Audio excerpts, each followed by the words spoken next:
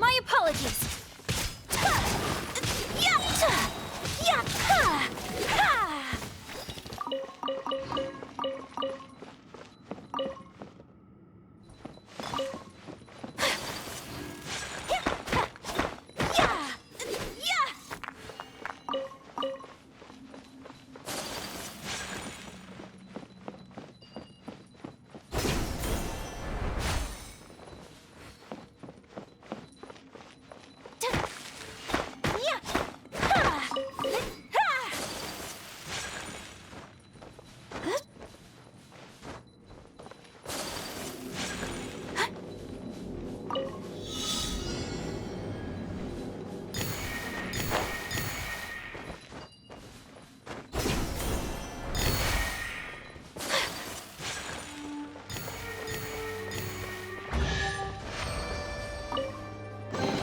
Collecting rare and exquisite treasures. Yes, this seems suitably sophisticated.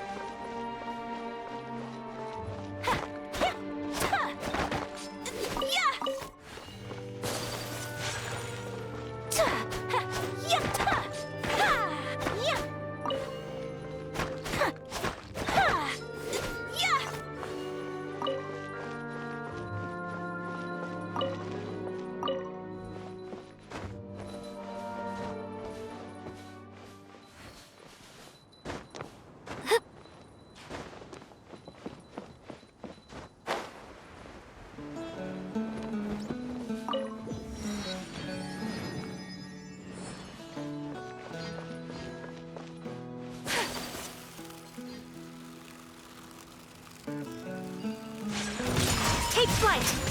Yeah! Ha!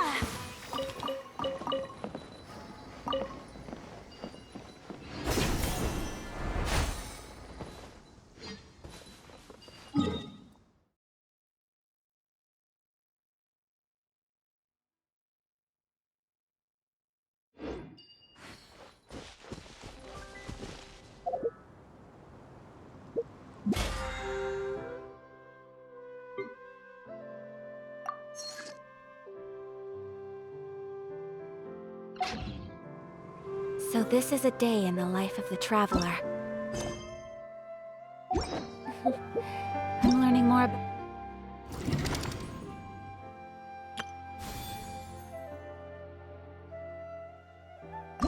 You'll...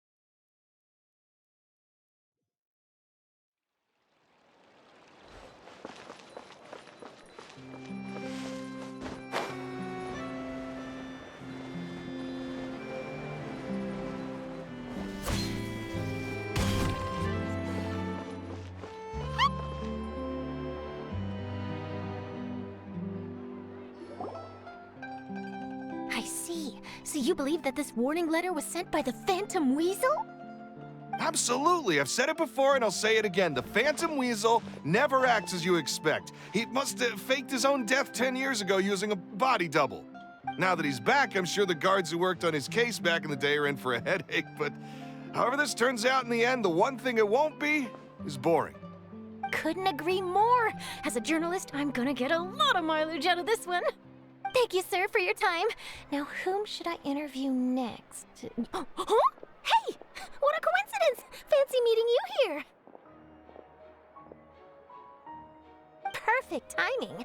So, the Phantom Weasel's latest warning letter. What are your thoughts? Yeah, this is the first time we're hearing of this one. Could you clue us in? Huh? Oh, sorry. Yes, this case is from a decade ago. I guess you wouldn't know about it. Well, not to worry. You're in good hands because I'm a professional. The story goes like this. 10 or so years ago, a phantom thief became active in the court of Fontaine. Known only as the Weasel, nobody knew his true identity, and the authorities never managed to catch him. Wow, cool! He sounds like one of those mysterious night burglars that you read about in novels. Precisely. Well, except the part where they actually have a good reputation. Our Weasel targeted whatever people held dear, and no one was safe from his predations. He would just as soon steal a necklace from a rich merchant's safe as he would a toy doll given to a commoner child for their birthday. I know, the phantom thieves you read about in novels rob the rich to pay the poor, but this guy did not discriminate. Unsurprisingly, this didn't work wonders for his public reputation. Every man and his dog wanted to see him behind bars. Yeesh. So, did they catch him? Not exactly. There's a good chance that the Weasel would still be at large to this day if it hadn't been for an accident 10 years ago. A magician named Caesar fell to his death in a botched high-altitude escape performance. When the police went through his personal effects, they found a hoard of stolen loot and gadgets used for criminal activities. And that was how the Phantom Weasel's identity was revealed to all. Sure enough, thefts in Fontaine went down after Caesar's death. But today, 10 years on, the notorious thief has once again issued one of his warning letters and pasted it on the gate of the Opera Epiclese for all to see. I had to squeeze through the crowd this morning to get a photo as soon as I heard. Here, it's this one. So, this is the warning letter, huh? Let's see what he wrote. 3 days from now, when evening falls, I shall take from you that which you hold most dear at the Opera House, just as you did to me 10 years ago. This is, without a doubt, a clear declaration of criminal intent. After years of laying low, the Phantom Weasel is back with a vengeance. What once seemed like an open and shut case has been blown wide open again. But why has he reemerged now? And what does he want? I sense an epic scoop, and I'm going for it. Uh-oh. If this thief will steal anything that other people value, does that mean even we might be targeted? Aww. But Paimon doesn't want to get kidnapped. Well, he'd have to go through you first. You would stop him, right? Okay, the people have spoken. It's clear that the public are very concerned about the Phantom Weasel's reappearance. Let's see, I've got a photo of the letter, my interview notes. Yep, that should be enough to form the skeleton of my article. It does feel like something is missing, though. Something exclusive. Who should I interview next? I need someone with a more concrete connection to the Weasel. Is that who I think it is? Lenny! Magic, magician, Caesar! The Phantom Weasel! That's it! Let's go interview Lenny! You see, the original Phantom Thief Caesar was a magician too! And what do Phantom Thieves and magicians have in common? They both have an air of mystery about them. Perhaps there's a connection there. Are you serious? Oh, relax! My journalistic instinct tells me that an exclusive news story is beckoning. Let's go! No time for delay!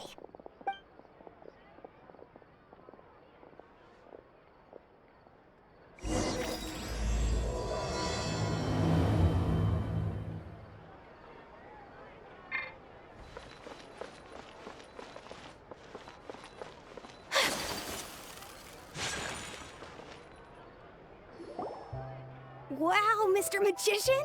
How did you know which card I picked? Oh, it's simple. Come closer and I'll let you in on my secret. Magicians have a special skill called telepathy, which means we can read other people's minds. Really? Then, what am I thinking now? Well, first you need to relax, because I can see that you're clenching your fist in your mind, as if to say, no, I mustn't let him guess it. Aww.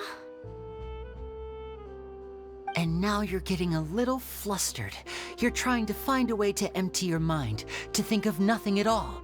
But the more you try to hide a secret, the easier it'll come out. You snuck out from home today, didn't you? You told your family a little lie so you could come out and play. Now, that's not a good habit. You can tell?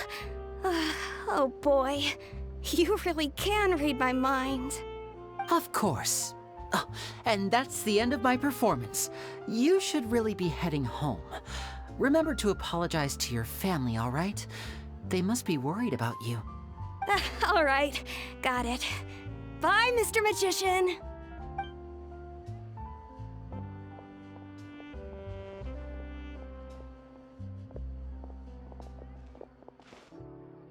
Hey, Linny? Why, hello. We meet again. Are you looking for me? What's the situation? Well, why don't you guess, Mr. Telepathic? Oh, please. You didn't believe that spiel, did you? The power of telepathy is quite beyond me. I'm sure that child would beg to differ. Seemed like you were right on the money. That was nothing more than a little trickery. I made an educated guess based on his micro-expressions. That, plus the fact that he was the only kid here without his parents, and he looked as guilty as sin. He made it easy for me. You guys, on the other hand?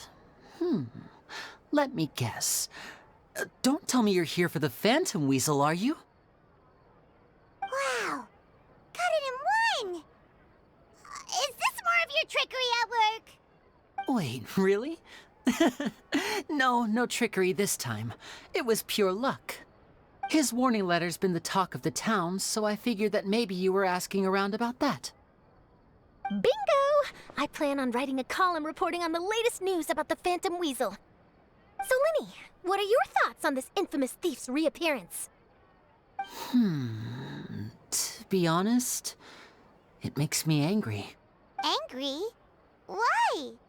You read his letter, right? The Phantom Weasel claims he's planning something in 3 nights' time at the Opera House. That's the night I'll be performing there. Huh. What are the chances? Wait a minute, you don't think he's after you, do you? Well, if he is, then his warning is clearly a direct challenge to me personally. And if he's not, then it's still going to be a huge headache for me. The mere mention of the Weasel's name is enough to scare people off. So once the contents of that letter get out, barely anyone will be showing up to watch my show. But I've been preparing for this for a long time. I'm not about to let him ruin my big day. This leaves me with only one choice. I have to expose the Phantom Weasel's identity before the show begins. Really? So what you're saying is, we might get to see a live duel between a famous magician and an infamous thief? Wow, this has exclusive written all over it. To be honest, I'm not sure if I'll emerge the victor. The Phantom Weasel is a notorious crook, infamous for his inscrutable methods. You're being far too modest, Linny. I think your magic tricks are even more inscrutable than those of a thief. Thanks for the compliment, though I have to say, I don't care much for the comparison. A lot of people liken magicians to thieves because we both have the ability to make things disappear without the person noticing. But there's an important difference that these people overlook. Allow me to demonstrate with a quick magic trick. Here, I have a flower, just an ordinary flower that was picked not long ago. Watch it carefully now. 3, 2, 1. It's gone!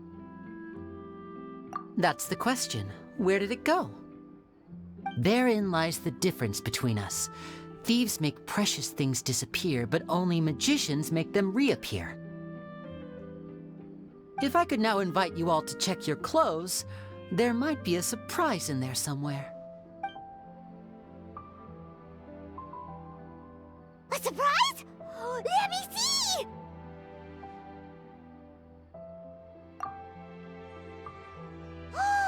It's right there! But how? You haven't moved this whole time! What an outstanding trick! Sorry, Lenny, it seems that my previous praise was woefully inadequate. Clearly, magic is the superior art form to theft. Don't worry, I didn't take offense. I just wanted to take the opportunity to perhaps change some of the preconceived notions you might have about magicians. Since Caesar's death, a lot of people associate magicians with criminality. It can be quite frustrating. I can imagine. Coming back to your trick just now, might I presume that you are well versed in floral symbolism? For example, magicians often use rainbow roses in their flower-related performances to represent passion and romantic encounters. But you used a Lumidu spell, which, if I'm not mistaken, allude to separations. I'm curious to know if there was any deeper meaning behind this choice? Impressive knowledge. It's no wonder you're such a successful journalist. But I'm afraid I don't know the first thing about floral symbolism. I'm just in the habit of using Lumidu spells in my magic. It sounds like something I should look into, though. I'll buy myself a copy of Fontaine's Floral Language Facts when I have some time. But it'll have to wait until this phantom weasel business is behind us. Well noted. In that case, this brings us to the end of our interview. I, for one, am looking forward to the final showdown between you and the thief. Please feel free to get in touch to update me on any further developments. Otherwise, I will of course see you at your show in 3 days' time, but let's hope the Phantom Weasel is caught by then. If there's nothing else, I'll be off. You've given me lots to work with here, and I've got no time to lose if I want to write that exclusive piece. I'll see you all later.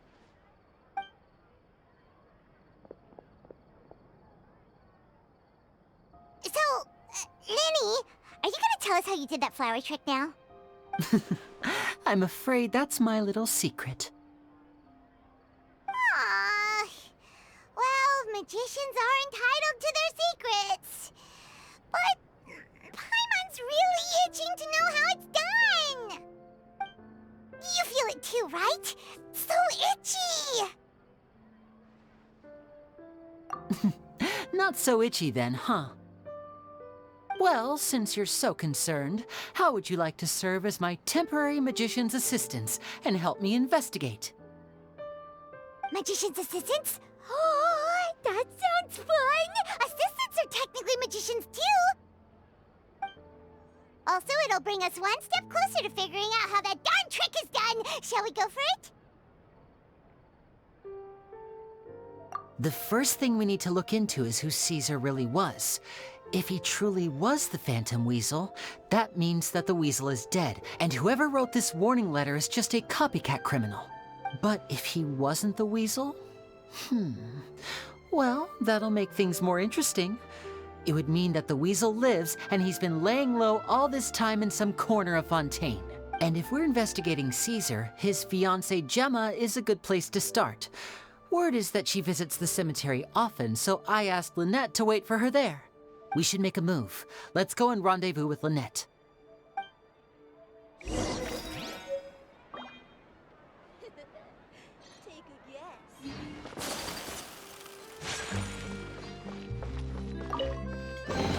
guess. Today is a lucky day.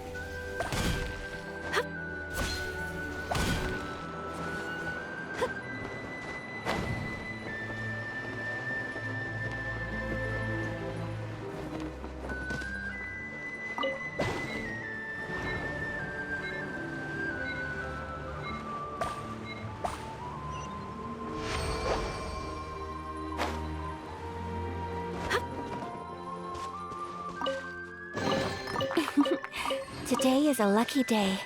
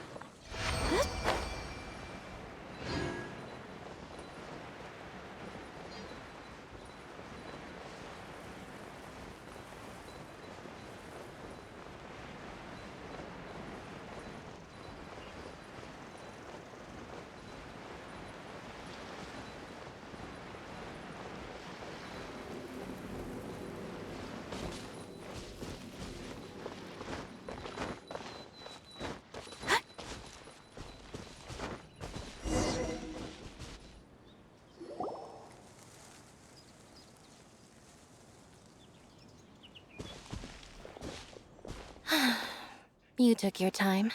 Sorry, I bumped into the Traveler and Charlotte en route, and we ended up chatting for a while. It's been a while, Annette. We're working as Lenny's temporary assistants in the investigation of the Phantom Weasel. Thank you. It's good to have you helping. So, what's the situation? Have you seen Gemma? Nope. I've been here a while, and she still hasn't shown up. How bizarre. Maybe it was bad intel. Well, we won't get anywhere by standing around waiting. Traveler, Paimon, let's go ask around.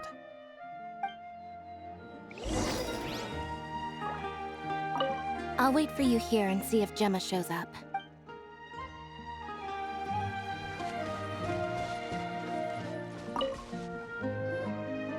Excuse me, good sir. Do you by any chance know a Gemma? Gemma? You mean Caesar's fiancée? Sure I do. What's this about? I'm just trying to get a hold of her because I need her help with something. I heard she comes here a lot? Yeah, she does. Poor thing. It's no secret why either. She's heartsick. Ever since Caesar passed away, she's been coming here once every week to clean his grave. Often she just sits there in front of his headstone, lost in thought. Sometimes she talks to herself. I asked her what she was doing once. She said she wanted to speak to him again. She knows he's gone and can't hear her from the grave, but she just likes to spend time there, telling her fiancé all about how her life is going. And she's been doing this ever since Caesar passed away? Oh, so 10 years. Wow. Their love must have been really strong. I'll bet. Caesar's reputation fell apart after his identity was revealed, so no one else visits his grave. Gemma's the only one who still thinks about him after all these years. I don't know if the mind lives on in the waters after death, but if it does, I'm sure Caesar must be grateful to have someone who remembers him fondly. If I'm honest, I think this is all so unfair to poor Gemma. Her fiancé was a low-life crook. He doesn't deserve someone like her. Anyway, all of that said, she's running later than usual today. Normally, she'd be sitting in front of his grave by now. I wonder if she's okay. Well, that's everything I know, I'm afraid. You might have more luck asking some other people. All right, well, thanks for sharing all of this with us. We'll keep asking around. You're welcome. I just hope she'll be able to move on one day.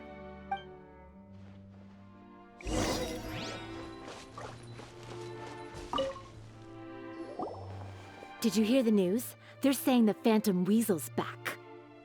You're kidding. Wait, isn't he dead? I don't know anymore. All sorts of news flying around nowadays. I can never tell what's true and what isn't. But what if, just hypothetically, I mean, what if this weasel's the real deal and Caesar was framed? Called it. Seriously, 10 years ago, on the day it all went down, I said to myself, you know what? This guy's been set up.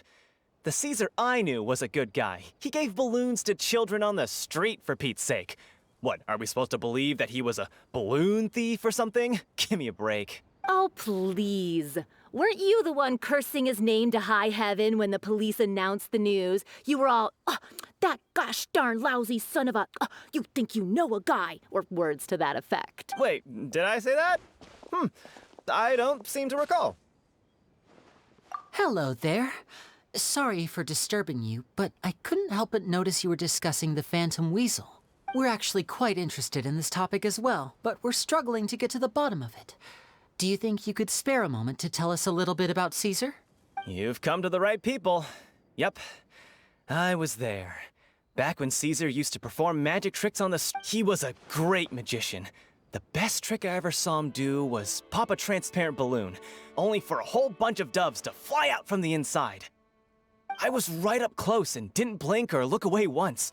But for the life of me, I still don't have the faintest clue how he pulled it off. Really incredible stuff. I saw him perform too. He always used to bring some gifts along for the kids who came to watch his show, and he'd hand them out after he was done. Sometimes, he even got the kids to write their wishes down, and then he'd make the items on the wish list appear in his next show. Huh. He doesn't sound like such a bad guy. But after he died, there were also rumors that he used the wish list to find out what was precious to people, with the intent to steal it later. As I'm sure you know, the Phantom Weasel would steal just about anything from anyone. Whatever the case, now that the weasel is back, Caesar's become a hot topic once more. I bet Gemma must be pleased. If Caesar's name gets cleared, maybe it'll finally give her some solace after all this time. No, speak of the devil. That's her over there. If you've got any more questions about Caesar, she's definitely the one to ask. So that's Gemma. Is it just Paimon, or does it look like something's wrong? Wait, it looks like she's injured. Come on, let's see if she's okay.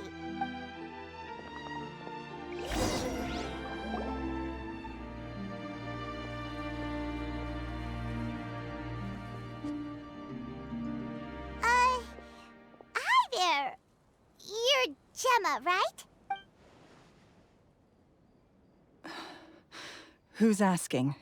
Don't be afraid, we mean no harm. It looks like you're injured. How bad is it? Thanks for your concern, but you didn't answer my question. Who are you, and what do you want with me?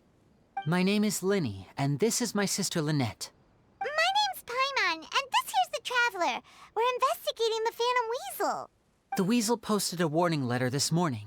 If he still lives, that means that Caesar was falsely accused. You knew Caesar better than anyone else. So if you're willing, we'd love to hear what you think about all this. I promise you can trust us. We won't hurt you. In fact, we'll do all we can to keep you safe. I never believed that he was the Weasel. Huh. I suspected as much. Okay, so going back 10 years, do you remember anything strange in the weeks leading up to the accident? Did Caesar have a falling out with anyone, for instance? No, not that I know of. Got it. All right, sorry for disturbing you. If you don't have any more questions, please leave. I want to be alone with him.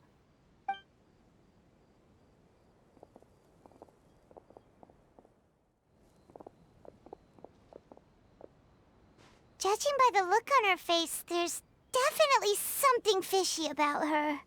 She's lying. She definitely knows something. That's fair. We're just a bunch of strangers who showed up and started questioning her about things that happened a whole decade ago. It makes sense that she'd be wary around us. In any case, I doubt we'll get any further here, so let's call it a day. Meet me outside Hotel de Boer tomorrow, and then we'll start the next step of our plan.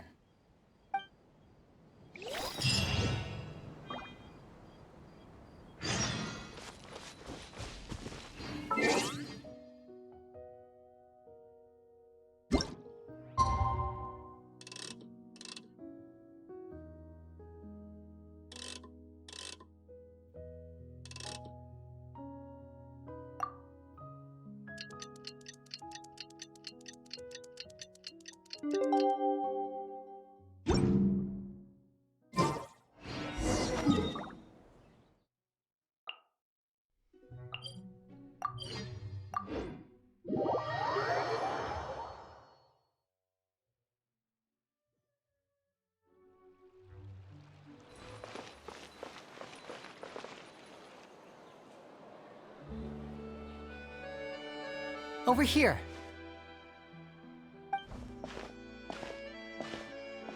Lynette's not joining us today? I've had her follow Gemma and see if we can make any inroads with her. They should be at a cafe right now. Still, I don't think that Gemma's likely to open up to us. So, we need a contingency plan. Today, we'll be looking into a guy named Lorenzo, Caesar's former pupil and assistant.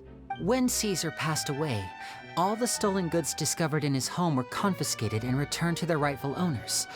But Lorenzo was the only one privy to all his magic secrets, and he inherited his craft.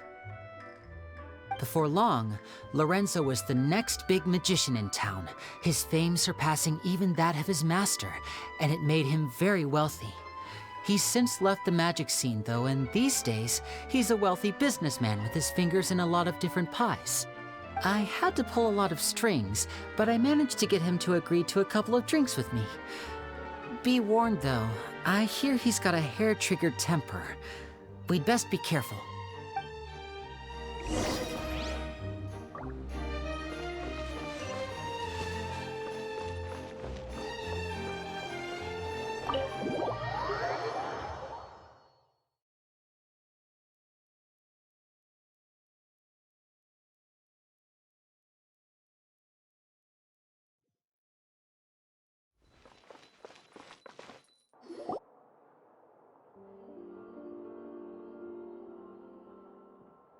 You neglected to mention that you were bringing 2 other people with you.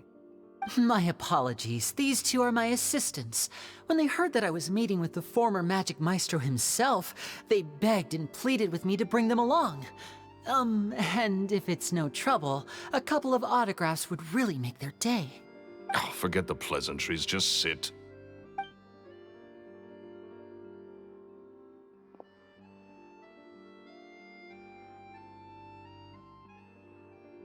Get a load of this guy. Forget the pleasantries, he says, but he looks pretty happy about Lenny stroking his ego. I only agreed to meet since we're both magicians. Do me a favor and cut to the chase. I have more important things to do than drinking. Much obliged, sir. As it happens, the matter I want to address is also related to magic. Yesterday morning, a warning letter from the Phantom Weasel appeared on the entrance to the Opera House. He claims to be planning something for the same evening that I'm scheduled to do a magic show there. As such, I believe that I may well be his target. I have to get to the bottom of this to ensure that my show can go ahead as planned. Naturally, any investigation into the Weasel starts with a few questions about Caesar, who... What is there to investigate? Caesar was the Weasel and he's been dead for 10 years. So what if some sick creep thought it'd be funny to write a warning letter? It changes nothing. Are you trying to tell me you actually bought it? Please, sir, no need to get so worked up. I do concede that a copycat is but one possibility. Possibility? It's a fact, Lenny. Look, my patience is limited, so listen carefully while I'm still willing to put up with you. The Weasel is dead. Period. Everyone knows that, so do yourself a favor and quit this investigation. It'll lead you nowhere. Look, if this affects your magic show in any way, I will personally compensate you for any losses. Oh, sir, I'm honored, really. But this isn't about finances for me. My pride as a magician is what's at stake here, Lorenzo. Copycat or not, this person has thrown me the gauntlet, and I must meet their challenge head-on. Your pride? Don't mince words with me, boy. Just tell me, what exactly are you seeking to do? I want to find out the Phantom Weasel's true identity. I have to know for myself what really happened 10 years ago. What would that accomplish? And what do the events of 10 years ago have to do with you, anyway? Look, you of all people should know that a magician never reveals their secrets. And in any case, dead men don't talk. So if you really care about your magician's pride, then you'll forget about Caesar and move on. Uh-oh, this is getting awkward. Lorenzo? Is that? Oh, it is you! I know that big, booming voice anywhere. What's up, my man? Want to grab a drink with me? Another day, I'm busy. Oh, come on. You can't be all business all the time. You know what they say? Live fast, die young. You gotta learn how to kick back and relax once in a while. If I wanted your life advice, I'd ask for it. Now get out of my face and go be drunk somewhere else. Sorry, my good sir. I don't believe I've had the pleasure. Oh, hey! Edmondo. He and I are business pals. We worked together a bunch of times. This is your first time meeting him? Oh, he's always like this. Foul-mouthed and hard-nosed. Never heard a kind word out of this guy the whole time I've known him. And he wonders why he can't get a girlfriend, despite being, what, pushing 40, 30, something? Anyway, point is, a lot older than when he first got rejected by the girl he was into. And he's still into, from what I hear. Shut up and get out of my face. Another word out of you and you can forget about doing business with me ever again. Do I make myself clear? Sorry, I may have had a little too much to drink. All right, I'm gonna leave. Don't work too hard.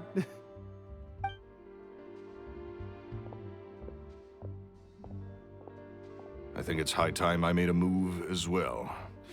If you really want to investigate this, Lenny, be my guest.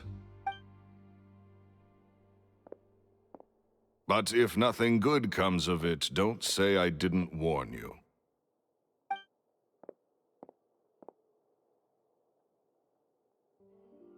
Well, that fell to pieces in a rather spectacular fashion. Any thoughts? Totally. And what was all that about compensating you for your losses? Why would someone you just met make an offer like that? He's gotta be hiding something. And not like Gemma. She was a little suspicious, but this guy's definitely covering something up. I think so too. We need to look into Lorenzo more closely. That guy Edmondo seems to know a thing or two about him. He only just left. Let's see if we can catch up with him.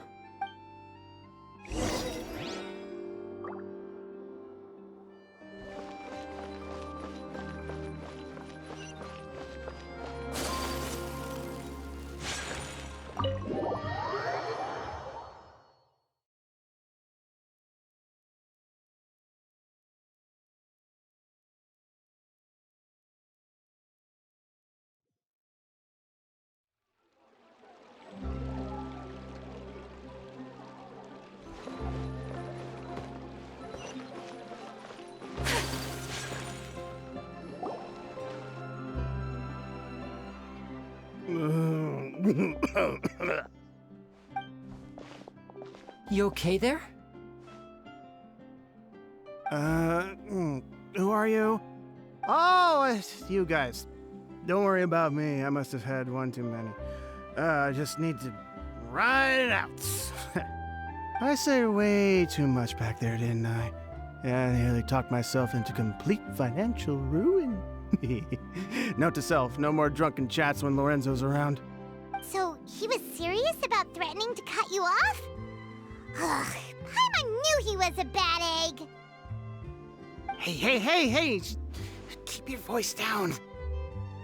Don't go prying into Lorenzo's personal affairs. Bad things happen to people who ask too many questions, or make an enemy out of him. What kind of bad things? Don't even ask. I'm sorry. I'm gonna have to cut this conversation short. I'm not crossing that line again. And take it from me, trouble with Lorenzo is one thing you don't need in your life. You saw him flare up back there. I don't know what you said to him, but clearly it touched a nerve. That's not a good sign. You're too young for this. Don't get in over your head. I'm leaving.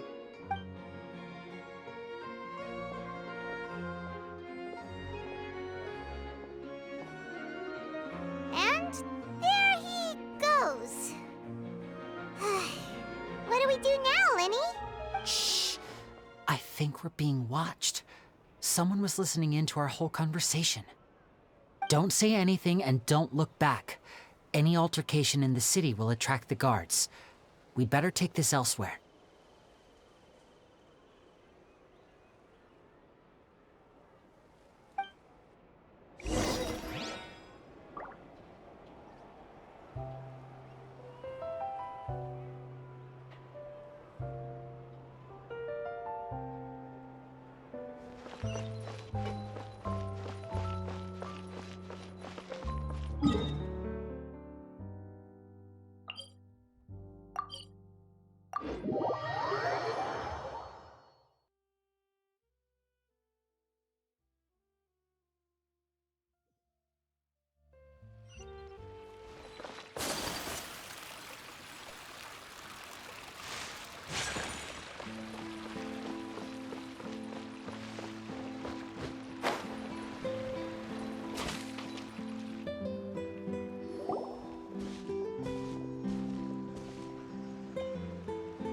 You followed us a long way. Why don't you come out and introduce yourselves? So you're Linny. And where's your sister? Ain't she with you today? Save us the trouble and go fetch her for us. Let's not drag this out. Paimon doesn't like the tone of your voice, mister! Who sent you, huh? Save your questions, missy. You ain't gonna need answers where you're going. Capiche? Looks like we can't avoid this fight. Now, I'm not the strongest fighter, so I hope you're ready to back me up. Don't worry, we got this!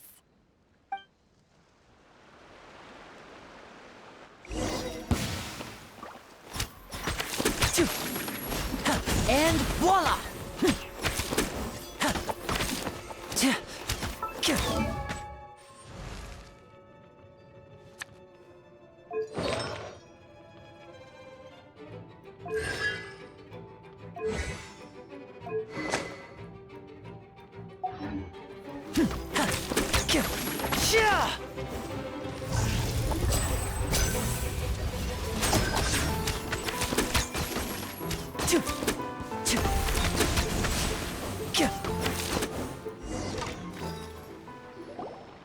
Curses.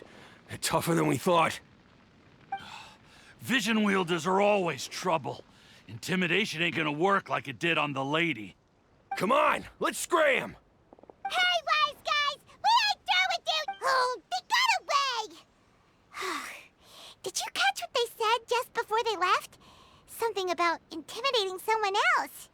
Sounds like they just wanted to rough us up as a scare tactic, and they've already done it to someone else, but who? You're right. She was injured when we saw her yesterday, and she acted like she had something to hide. Maybe she was too scared to tell us the truth because those guys had threatened her. Well, if that's the case, she should be more willing to open up to us once she learns that those thugs won't be bothering her anymore. Let's head back to the cafe and see if we can get any information from her.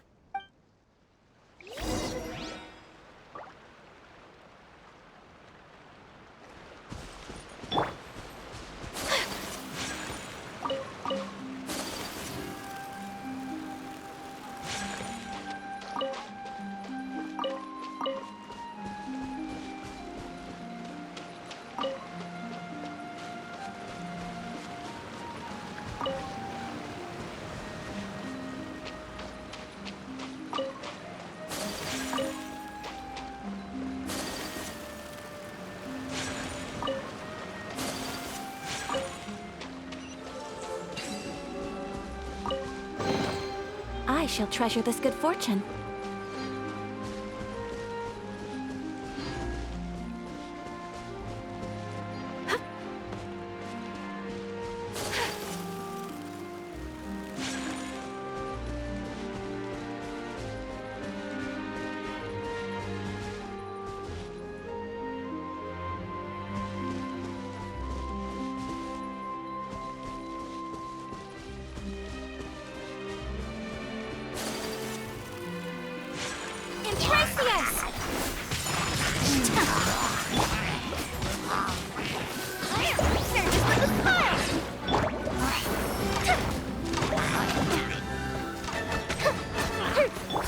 Wind, hear me!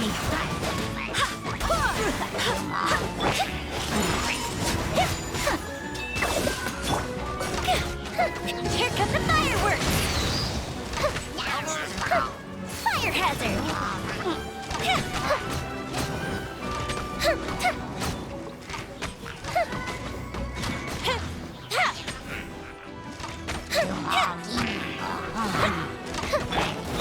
Whirling snow!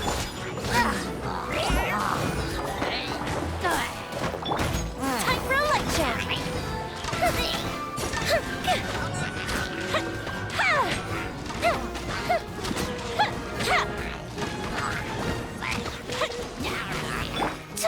My apologies! Chorus one! Fire hazard!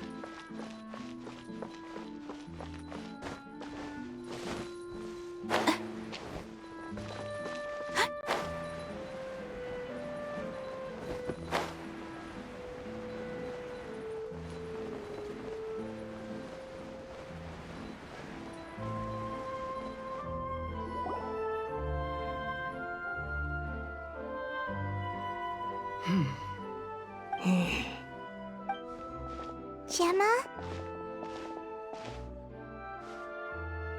You again. What is it this time? We just ran into the men who've been threatening you, and we gave them a taste of their own medicine. So, you can relax now. We're here to protect you. What? Why? I didn't tell you anything. Why would they come after you? Sounds like they're no strangers to you. That's putting it mildly. I know them all too well, and I hate them with every fiber of my being. It's been 10 long years, and still every time I try to look into Caesar's death, they show up and warn me not to do anything stupid. How do I know I can trust you? Do you really think you can get to the bottom of it all? And why are you doing this? I'm afraid I can't reveal all the details just yet, but I can promise you this. I will expose the Phantom Weasel's true identity. Because you see, this is a personal matter of the utmost importance. I give you my word. Trust me. Okay. How can I help you? I've heard that Caesar used to have a magic workshop where he kept a lot of his personal effects. If possible, I'd like to take a look at them. Do you know where it is? The Fleuve Sonde. But the place was sealed up by the police after his death, and no one's been there since. I also know that the Fleuve Sonde is dangerous territory. Lots of hostile groups lurking around. Understood. Lynette, you stay here and take care of Gemma. Don't let her come to harm. Got it. But if I'm staying here, I'm ordering dessert. I mean, bon appetit. But stay sharp, too. They're likely to come for you while I'm away. Okay. All right. Power saving mode off. I'll start taking this more seriously now.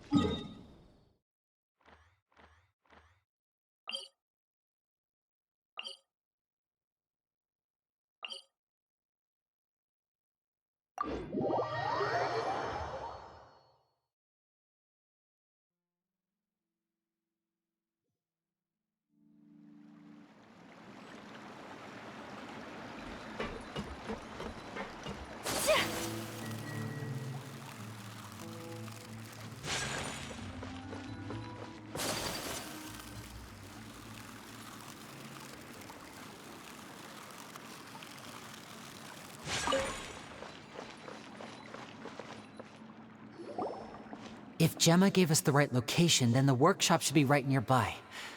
Huh. Looks like these boxes are blocking the entrance. Let's shift them away first. There we go. It should be just down here.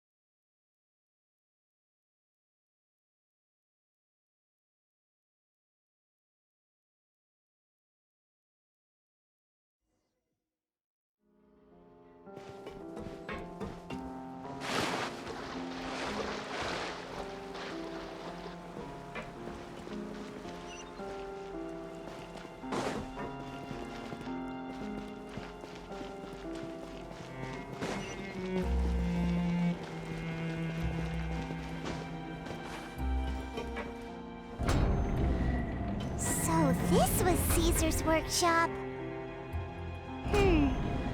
Nothing suspicious here, just normal magic props. Let's head in further.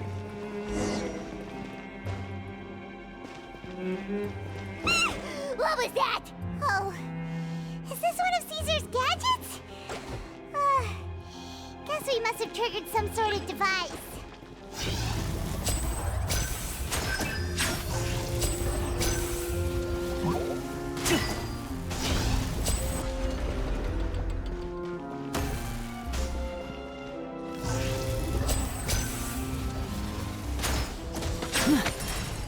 Now disappear!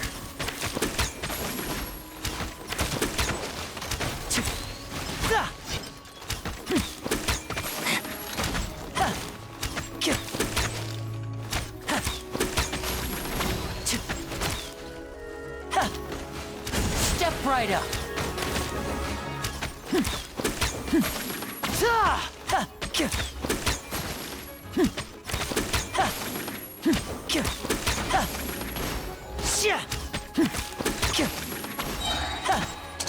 Here comes the finale, and voila! Whoa. Look, the doll in the box is glowing.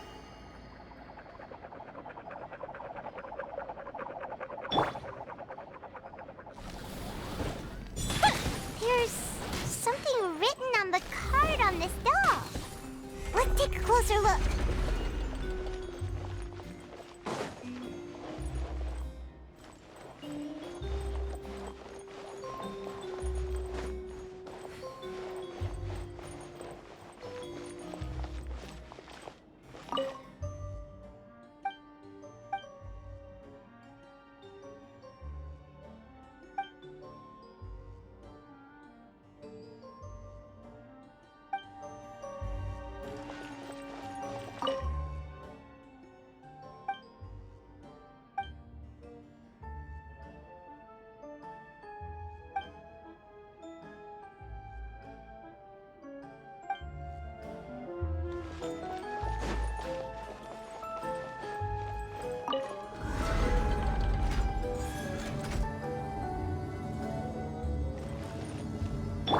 Barbados!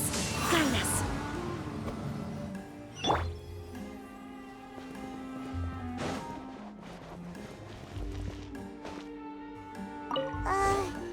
These magic boxes are moving. What do we do? One of them looks different from the rest. Let's investigate.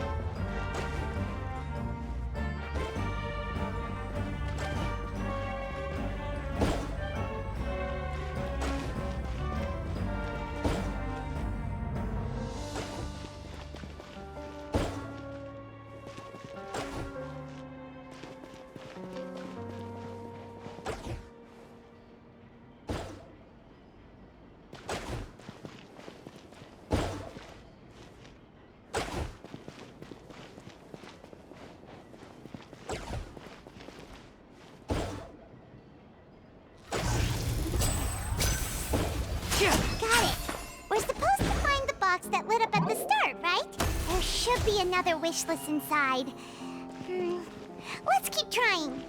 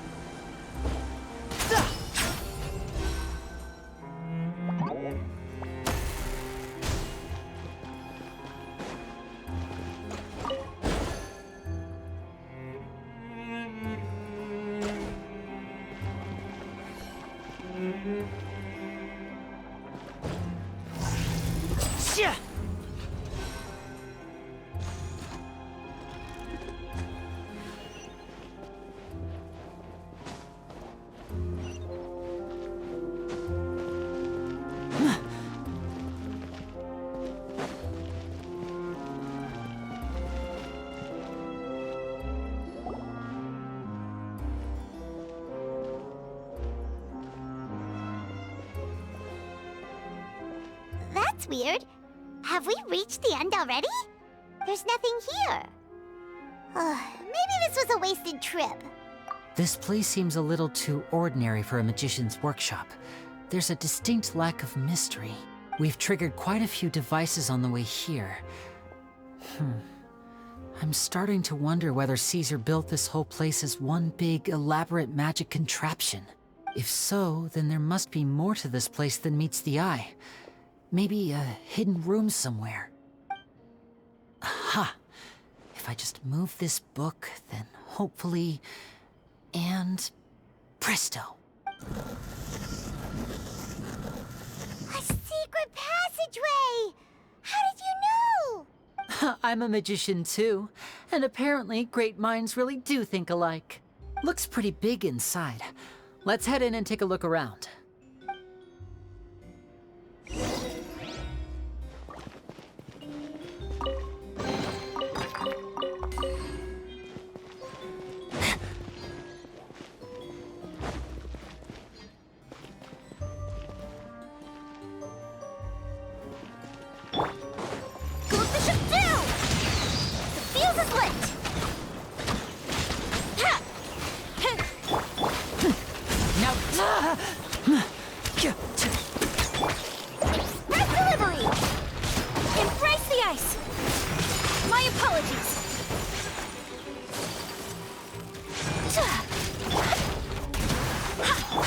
And voila! A round of applause!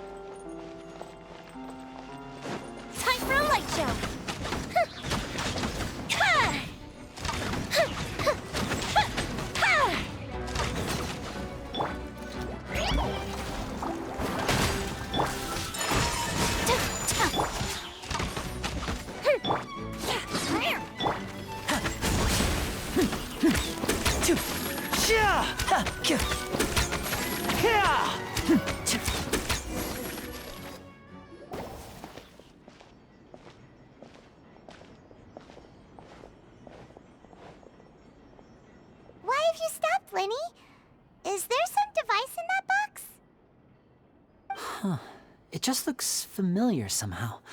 Let me check this out for a second while you guys go on ahead. If anyone makes a major discovery, let's rendezvous here. All right, see you in a bit.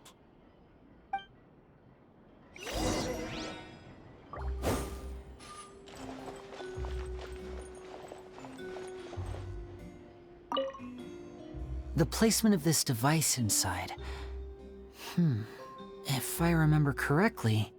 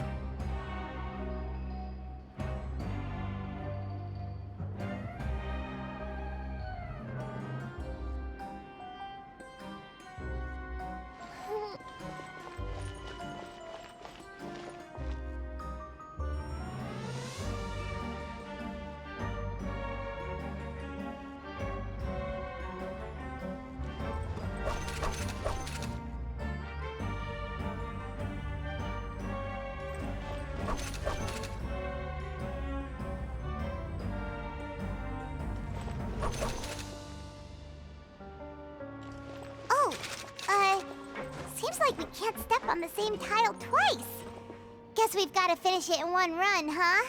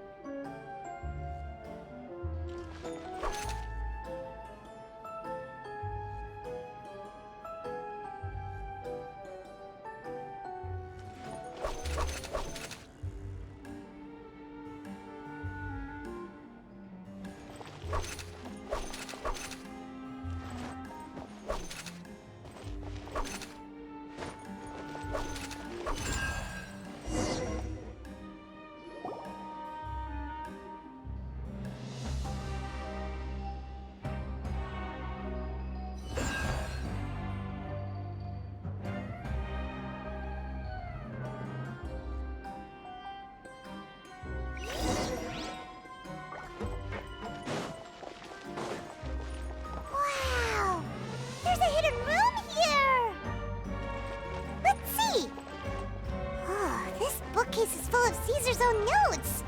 He wrote a lot about the principles of magic. Whew. Much too advanced for Paimon. This book's thick as a brick! Let's take a peek inside it, shall we? At one of my shows a few days ago, a child asked me how I pulled candy out of my hat. As a joke, I told the kid that the hat has a built-in wish-granting machine. Next thing I know, today a whole bunch of kids were pestering me to pull all sorts of things out of the hat. So I told them another white lie.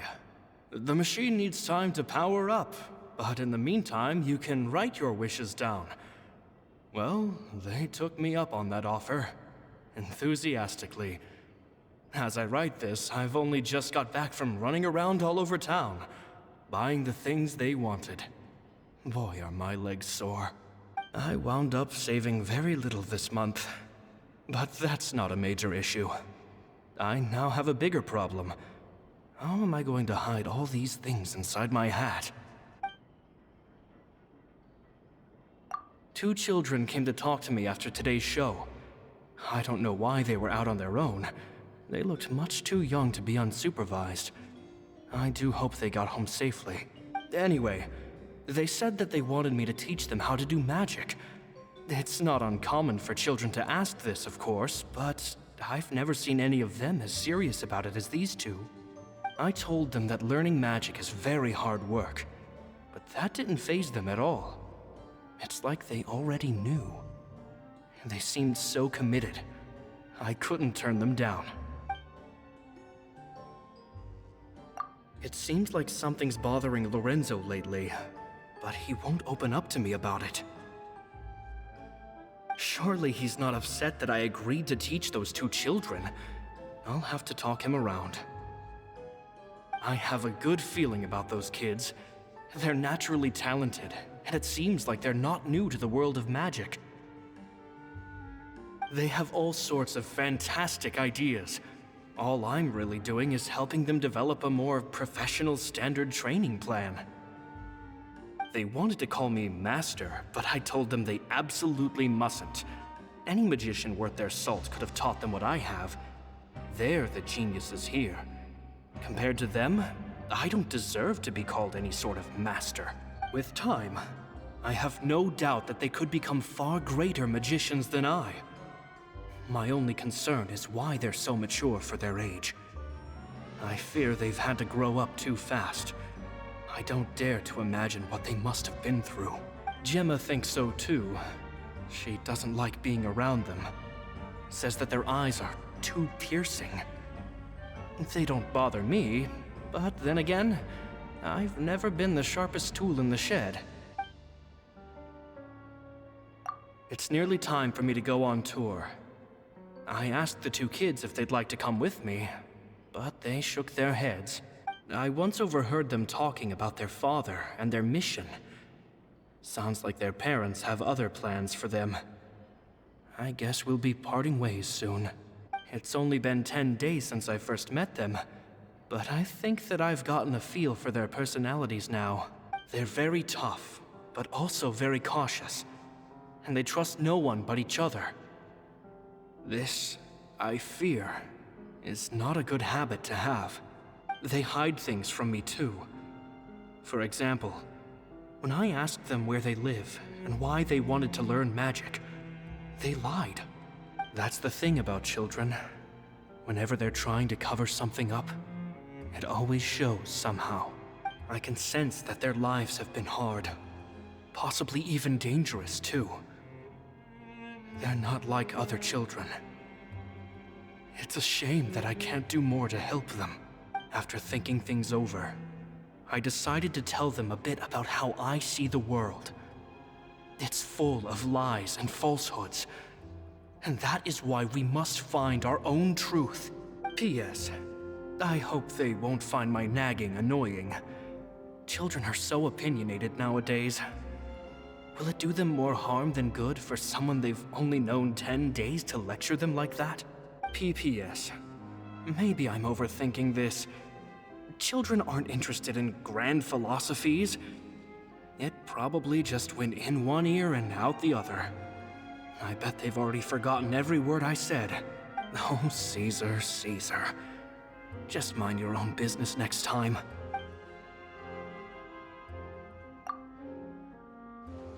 Two magic geniuses with a father and a mission, huh? Sounds a lot like he was writing about Linny and Lynette, don't you think? So did they meet Caesar when they were kids? Let's go ask Linny!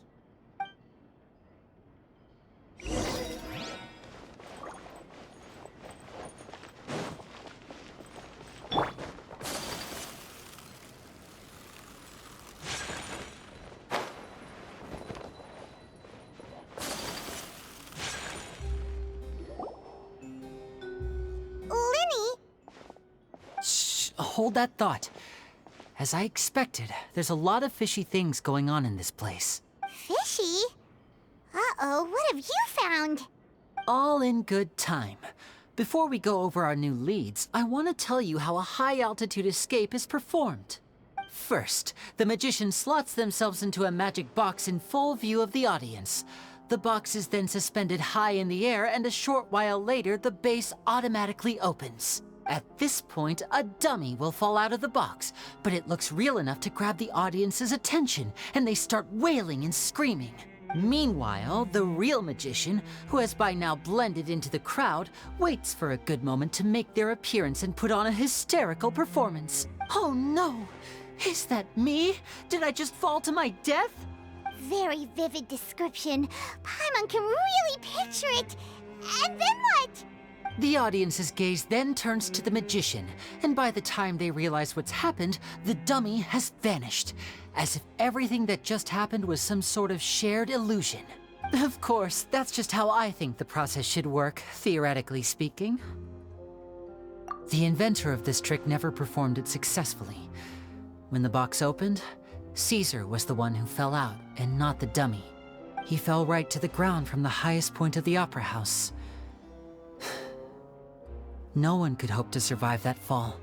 Not without a vision, at least. And no one else has ever attempted this trick since. My understanding of how it works is just based on what I could gather from his notes and the relevant gadgets here in his workshop. So Caesar's famous high-altitude escape has never been done, huh? Paimon was about to say how cool it would have been to see it in person, but if it's that dangerous, it's probably for the best that no one else tries to do it. Wait a second. So if a dummy's supposed to drop out of the box, then where does the real magician go? How does he get out? Glad you asked. That brings us to the secret of said box. This box right here is the one that Caesar constructed himself to use in the performance, and it's not as simple as it looks. Inside, there's a device that only the magician himself would know about. Once the magician's inside and the box is lifted up into the air, the audience's view of the box is fixed at a certain angle. From where they're standing, they have a clear view of the front, sides, and bottom, but the back and the top are now no longer visible. At this point, the magician presses a button inside the box, opening a secret door out of view. He then escapes through this trap door onto the opera house roof, waits for the dummy to fall and distract the audience, and quietly returns to ground level. That's way simpler than Paimon imagined. Even Paimon could probably do it. Well, there's a little more to it than that, of course. The hardest part of this trick is controlling the audience's mood and reactions. That takes an exceptional degree of showmanship. There's the falling dummy, the miraculous reappearance, the pompous performing. Maybe the magician would even have themselves tied up before it begins to strengthen the impression that there's no escape. Many days and nights of careful research and painstaking practice would have gone into this, all culminating in a performance just a few minutes long, but one that still manages to transform the shock and grief of a tragic accident to the joy and laughter of a mesmerizing magic trick. Caesar was a highly accomplished magician, but unfortunately, even he didn't manage to pull it off. So, how did it go so wrong? You said you found some fishy stuff here. Have you figured out what really happened? I can make a pretty good guess. I looked into the case files. The magic box Caesar was using at the time of his death had the secret button I mentioned positioned on the right-hand side. And sure enough, he always used his right hand as his dominant hand in public. Okay. Nothing suspicious there. But here's the strange thing. Most of the devices in this workshop have the mechanism on the left-hand side, including this box right here, which leads me to believe that Caesar was in fact left-handed. Because a magician can't afford to have their most basic habits stand out too much. People naturally focus their attention on the most important details of the task or situation at hand. But a magician needs to be able to redirect an audience's attention at will, so as to avoid arousing their suspicion. The essence of magic is getting people to believe a lie. If even the truth raises eyebrows, the falsehoods become all the more difficult to mask. And so, Caesar trained himself to use his right hand to align with his audience's expectations. Great magic always requires sacrifices. But in his most stressful and nerve-wracking moments, and when no one was watching, reflex would kick in and he'd use his left hand. That's why he set his gadgets with the mechanism on his left. Exactly. I think that's likely what happened. Caesar would have been under a lot of time pressure during the escape. He'd have had mere seconds to open the hidden compartment, retrieve the dummy, then open the secret door and make a swift escape. But I'm sure he was confident. He would have rehearsed countless times to the point where it was second nature. He'd barely need to think about what he was doing because muscle memory would guide him through. So he opened the compartment, took out the dummy, checked everything was in order, and then went to leave. With his left hand, he reached for the button, and suddenly, his heart skipped a beat. It wasn't there. Much like when you reach for your keys but find your pocket empty, his mind needed a moment to process what was going on. Instinctively, his left hand would keep feeling around for the missing button, maybe for another second or two, until the bottom of the box gave way. With the stakes being as high as they were, just a 2-second delay cost him everything. The authorities would find nothing suspicious and conclude that his death was due to his own error. When in reality, someone switched the boxes, and they did it to murder him. But how would they be able to make the switch without being noticed? That would be difficult to pull off, no? It would have to have been someone who knew that he was left-handed and who could move his props around without arousing suspicion. Someone who was always by his side. Isn't that right, Lorenzo? You just couldn't let sleeping dogs lie, could you? The There's not a lot of people who'd go to all this trouble for some magician who died 10 years ago. I didn't want to have to do this, you know. Silencing you the hard way just creates more problems for me to deal with. But I gave you your chance. I hoped you'd do what's good for you and back off like the lady, but you disappoint me. You mean Gemma? So you are the one who's been threatening her! Yes, although however stubborn she might be, she was never much of a liability. But you people, you never even knew him, but for some reason you just wouldn't drop it. Which is why you can't leave this place alive. Take them out, and make it quick. Do your worst!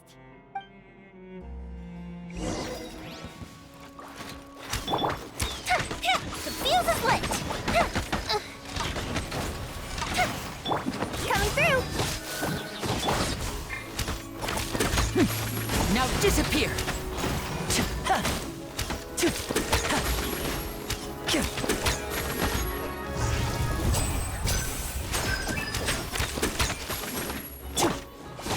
Service with a smile! Here come the fireworks! Time for a light show! Whirling snow! Kami-santo art! Sumetsu!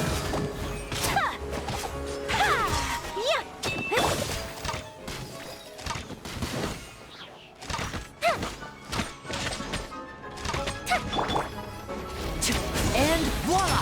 Let's get this show on the road!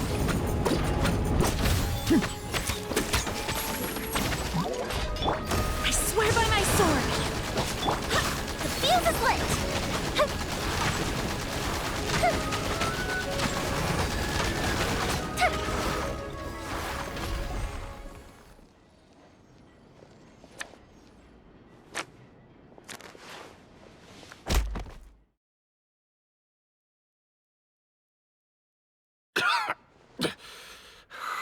You kids are tougher than you look.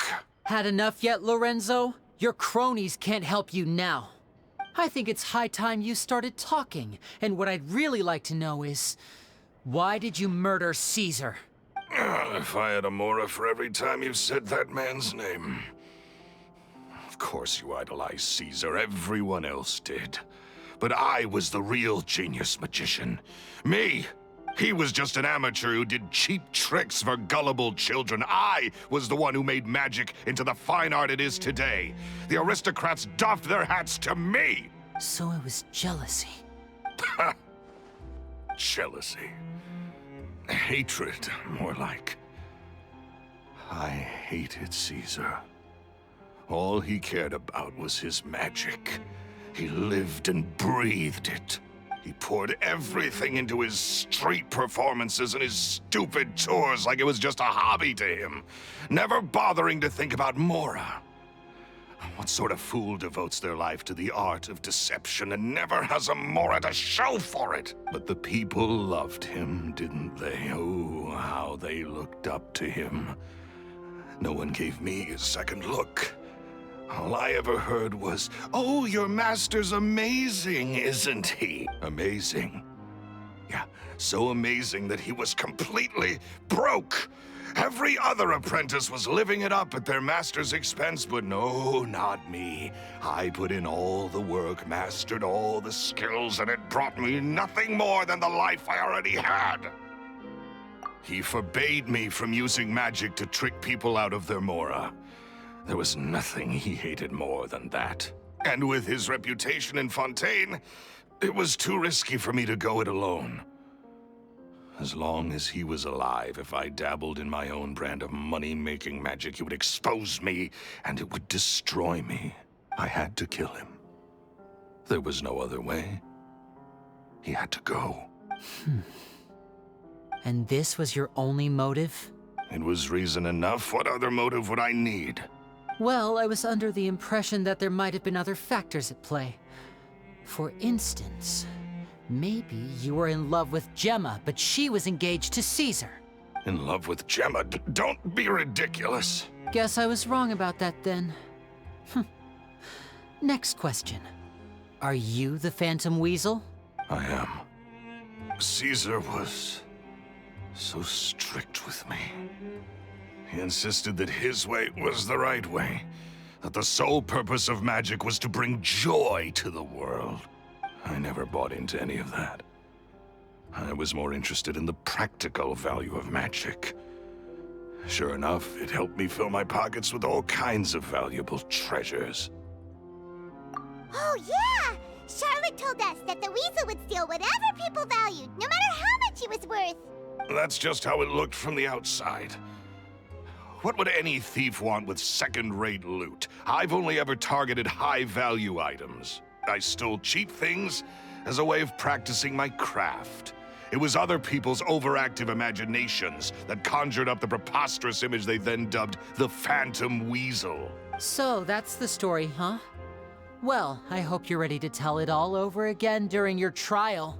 What choice do I have?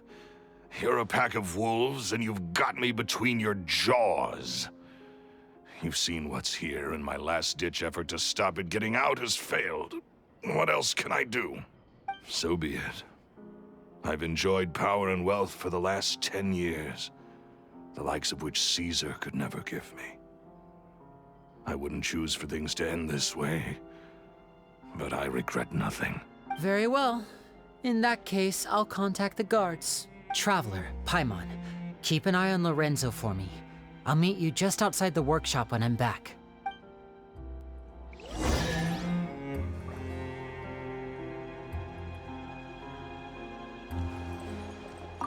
At least I can finally stop looking over my shoulder now.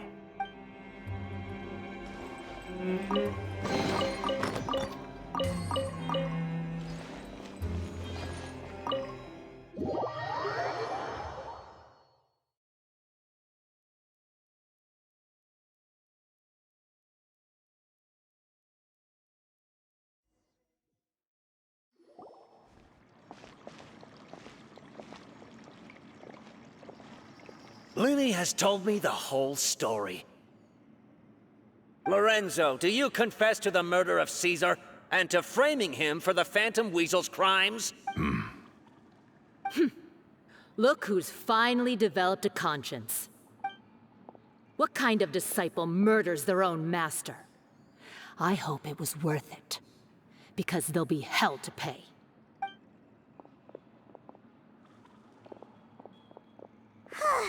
Looks like it's all over. What should we do next, Lenny? Should we start preparing for your show? Let me think. Let's rendezvous with Lynette and Gemma first. With Lorenzo in custody, Gemma will no longer have to fear for her safety. Good point. We should go tell Gemma the good news right away. It'll give her some peace of mind for sure.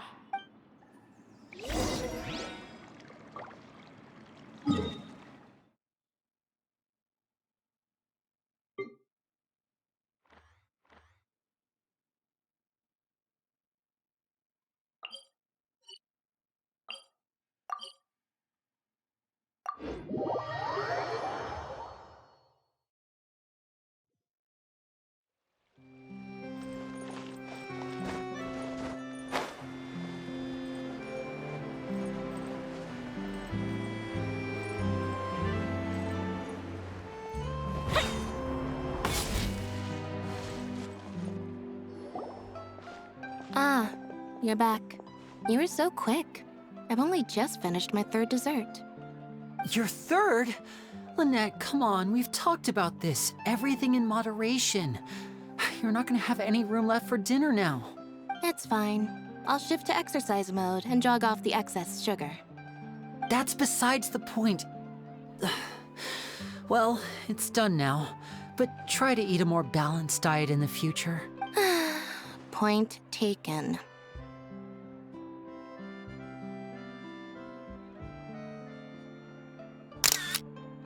Did everything go okay?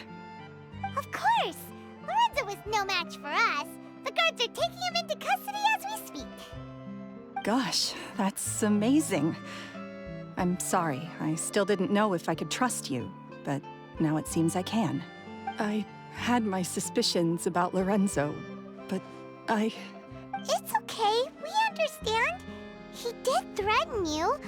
Paimon would find it hard to trust strangers in your position too. But you don't need to be scared anymore. Everything's gonna be okay. Sorry. Sorry. My emotions are all over the place right now. I've been waiting for this day to come for so long. I always wanted to report Lorenzo. He took all of Caesar's property, which I found suspicious, but I had people watching me all the time, so I couldn't risk looking into it. I was so afraid. I was scared he'd do something terrible to me, and then no one would be left to visit Caesar's grave. So I never had the courage to speak out. Thank you all. Truly. Thank you so much.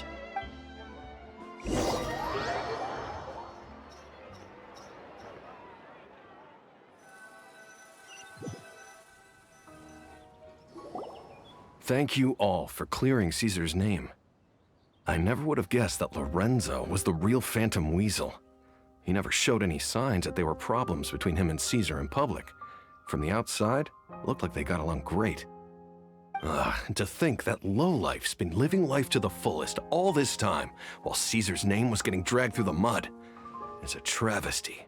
At least his soul can finally rest in peace now, thanks to your efforts. If only I'd realized before it was too late. Don't blame yourself, Gemma. This isn't your fault. Yeah, you still have the rest of your life to live. Caesar wouldn't want to see you spending it feeling guilty. Cheer up, Gemma. My brother's doing a magic show at the Opera House tomorrow evening. Would you like to come along? It might raise your spirits. This show will be a special one. We're holding it in Caesar's honor. In Caesar's honor? Really? Oh, thank you. I'll be there. Great. We'll see you tomorrow evening. Traveler, Paimon, don't be late. Don't worry, we'll be there. No way are we gonna miss out on a free magic show. Wait, Paimon feels like we're forgetting something. Oh yeah, Caesar's diary! We never found out if the two kids Caesar taught magic to were Linny and Lynette or not. Linny changed the topic back in the workshop, so we didn't get a chance to bring it up. Oh well, guess we'll just have to ask Linny tomorrow evening.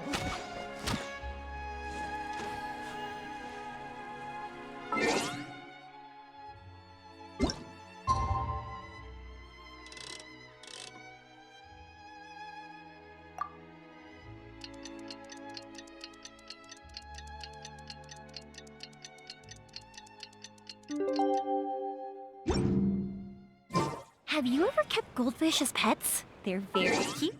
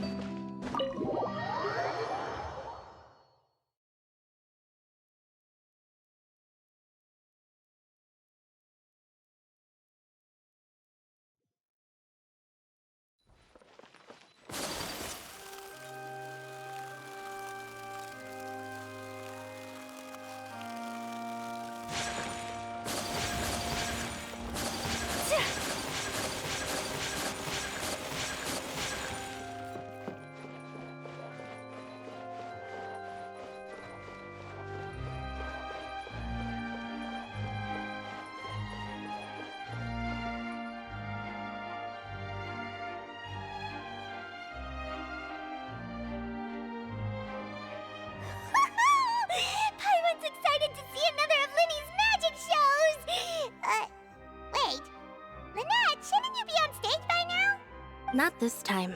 My brother's going solo today. So I'll be watching with you. Good evening, ladies and gentlemen. I hope everybody's ready because the show is about to begin. The great magician Linny has prepared a spectacular show for us all tonight, concluding with an all-new grand finale that no audience has ever seen before. Wow! A new trick! Thank you all so much for coming.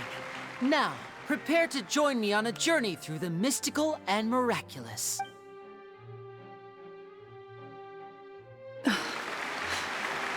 Exciting stuff, isn't it? Yes, it's just... It reminds me of him. No wonder. Caesar was a famous magician too. So, how did you two first meet, Gemma? Well, I was out on the street once, and I saw him performing for little children. Children love magic, because they're willing to believe in things that can't be rationally explained. Caesar had this amazing way of bringing them into a dreamlike world. And somehow, I felt drawn to him too. So I went up and asked him to do a trick for me. Aw, that sounds so romantic. What trick did he do? It was with a flower. He took it in his hand, snapped his fingers, and it magically appeared on my head. I was so happy that day. No one had ever given me a flower before that. Oh, that's so cute! Actually, now that you mention it, Linny's done that one before. Is that right? Then I suppose he's a romantic at heart, just like Caesar.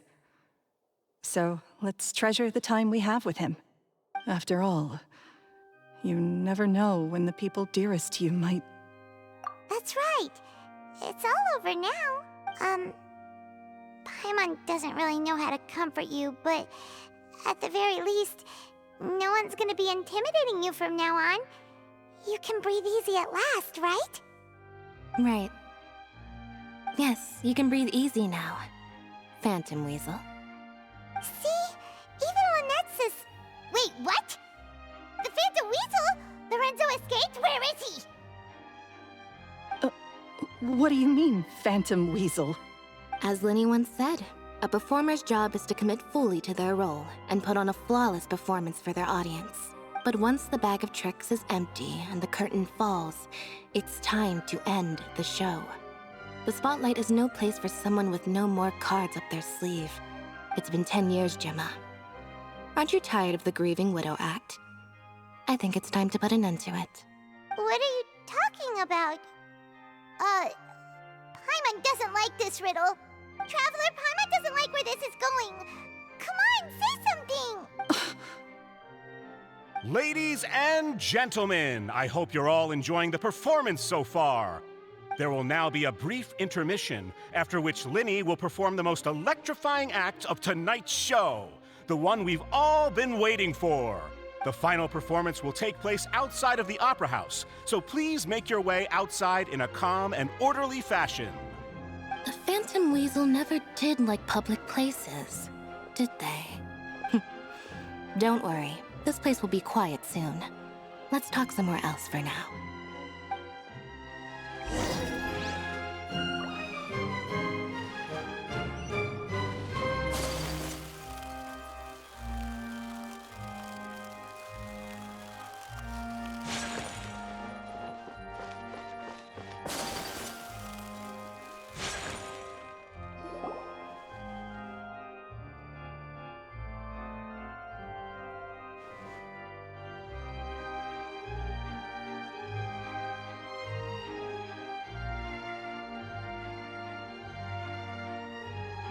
Dear me, this is awkward, isn't it? And unfortunately, I'm all out of gadgets, so I'm afraid I can't do any tricks to liven up the mood. This is a big mistake for a magician to make, but thankfully, I do have a backup plan. Now, who wants to hear a story? Linny? Don't we have more important things to address right now? Lynette accused Gemma of being the real Phantom Weasel a moment ago. Oh, what the heck's going on? All in good time. Magicians are good at guessing what people are thinking. I know the questions you want to ask. And as it happens, the story I'm about to tell might answer a few of them. Really? Well then, let's hear it! Paimon's dying of curiosity here! Let's go back to the very beginning. A decade ago, when the Phantom Weasel was terrorizing the court of Fontaine. She never missed a target, never left a trace, and no treasure was safe from her thieving hands. But as her infamy grew, so did the readiness of the police, and her opportunities to act became ever fewer. Every day, she ran the risk of being exposed for who she was. Of course, she could not simply take this lying down, and before long, she found her ticket to freedom. She would create a scapegoat, a false weasel to close the chapter on her behalf. After weighing her options, she set her sights on a renowned magician, Caesar. After all, magic and theft shared enough similarities for people to buy the story when the truth came out. So then what? Being the master deceiver she was, the weasel easily earned Caesar's trust. Now all that remained was to frame him for her countless crimes. But as she was considering how to make her move, she noticed Caesar's aggrieved pupil, and a new thought entered her mind. Maybe I don't need to get my hands dirty after all. At her encouragement, Lorenzo tampered with Caesar's magic box, causing him to fall to his death. Afterwards, Lorenzo seized his master's property, and the weasel set about tarnishing Caesar's reputation. Two co-conspirators committed the perfect crime.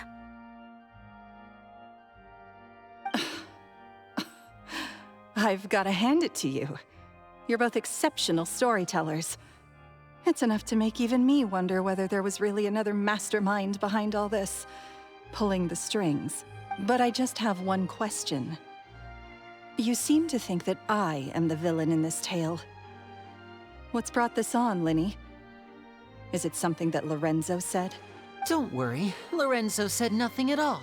But I never believed that he was the weasel, and in fact, my investigation only made me more certain of that. He was too forthcoming with his confession, as if there was something else he was trying to hide. How disappointing. So you'd sooner trust Lorenzo than me, even without a shred of evidence? A magician is an expert at playing the audience to get the result they want. And I have no doubt that you, Gemma, are equally talented in this regard. With a little help from Lorenzo, you put on a very convincing performance. The lovesick fiancé, whose devotion to her betrothed is unshakable, even under threats of violence. Caesar was maligned and hated by all for 10 years, but you? Everyone sympathized with your plight. Who would suspect for 1 second that the lovely young lady always seen weeping in front of Caesar's grave was actually the mastermind behind his demise? No, not that poor lady. Perish the thought. Wait, so you mean the whole intimidation thing was just a hoax? Gemma and Lorenzo were both in on it? But why would Lorenzo agree to that? And why didn't he sell her out even at the end instead of admitting to being the weasel himself? Yes, why indeed? Maybe Gemma herself could enlighten us on that question. Well, Linny, if you're so confident in your version of events, then I think the answer should be obvious. Having killed Caesar with his own hands, Lorenzo was plagued by overwhelming guilt. Revealing the Phantom Weasel's true identity would serve no purpose. But if the weasel remained free, then she could take care of Lorenzo's loved ones. An excellent answer, though sadly a little dull. Is that right? Well, don't let me bore you. If you'd care to change the topic to something more interesting, I'd be much obliged. As a matter of fact, there's one thing I'd really like to understand. Why would the real weasel have targeted things that only have value to other people? Could you shed any light on that? Of course. After all, we're just telling stories here, aren't we? If I had to guess, I would say that the real weasel must have had a terrible childhood. Left to fend for herself after her parents died young. betrayed, scorned, beaten. She'd scrounge waste paper from garbage bins to draw on, using twigs and dirt for lack of ink and pen. She'd sew ugly rag dolls from whatever scrap material she could get her hands on. This was her only source of happiness in life. But it was all she needed, and she was content. Until the world decided that even this was too good for her. Once again, she was betrayed. And this time, everything was taken from her. She felt like life was a miry pit that dragged her further down the more she struggled to escape. At that tender age, she should have been happy. Instead, she stood in the shadows and watched with envy as all good things in the world passed her by. This was a fate too cruel for anyone to bear. Her pain became a breeding ground for dark thoughts. Thoughts which festered and grew into a twisted solution to her troubles. I detest the happiness of others, in all its forms alike. I will rob them of everything they hold to be good and true, and it will fill the void in my soul. That's some pretty heavy stuff. Now it all makes sense. Does this story satisfy you, Linny? Yes, it is quite to my tastes. Thank you for helping to clear up my confusion. Huh. That's right. What drove you to write that letter, Gemma? What were you trying to achieve there? Because without that, none of this would have ever come to light. She didn't write the letter. After 10 long years, I'd hoped that the Phantom Weasel would be consigned to the history books by now. But it seems like someone still wasn't ready to let her finally be at peace. Linny. Or should I call you the Phantom Copycat now? You were the one who posted that letter outside the Opera House.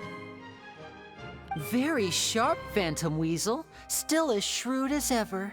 Well, no need for me to be coy about it. Our goal was to clear Caesar's name.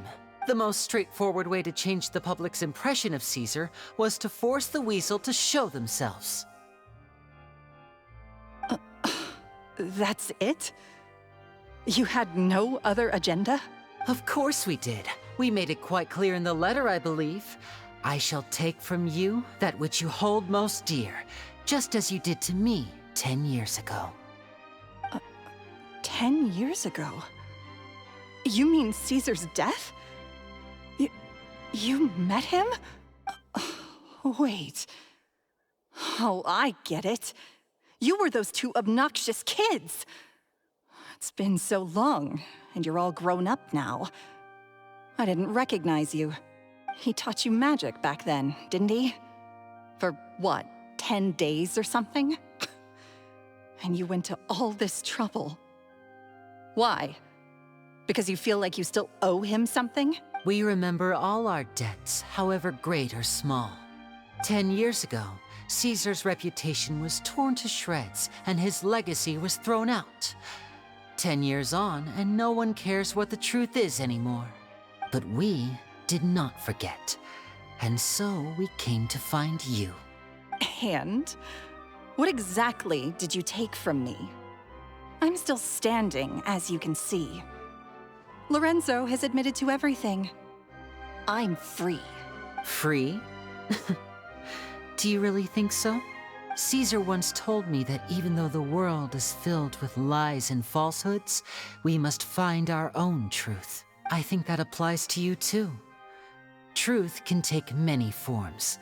Prized possessions with nostalgic value, fervent hopes and dreams, and irreplaceable people. Life took many things from you, and those wounds never healed. When they ached unbearably in the dead of night, stealing became your way of numbing the pain. What are you trying to say? I'm saying that for the last 10 years, you've been living a rather uneventful life. Perhaps that's because you found something other than a life of crime to fill the hole? Back to Lorenzo for a second. He murdered his own master, played along with your act, and took pains to make sure any suspicion would be directed towards him. But what did he have to gain from all that? He knew who you were and the things you'd done, and despite that, he was willing to give everything up for your sake. He's the reason that you haven't felt the compulsion to steal in all these years. You're more than just accomplices in murder. You're the only real friends each other has. So I think you know, deep down, that he is the only truth you have in your life. But that truth is gone now. And I guarantee you, you'll never see it again. Congratulations on your freedom, Gemma. Your freedom will cost you dearly. From now on, you'll be all alone in a world full of lies and falsehoods. I do hope you'll be able to bear it. You've still got a long life ahead of you after all. Gather round, one and all. The time has now come for the amazing Linny to perform his final act in tonight's show. I'm sure you're all wondering what he has planned for the grand finale. Well, wonder no more, for the answer is a death-defying high-altitude escape. A high-altitude escape? I'm sure you all remember the magician Caesar.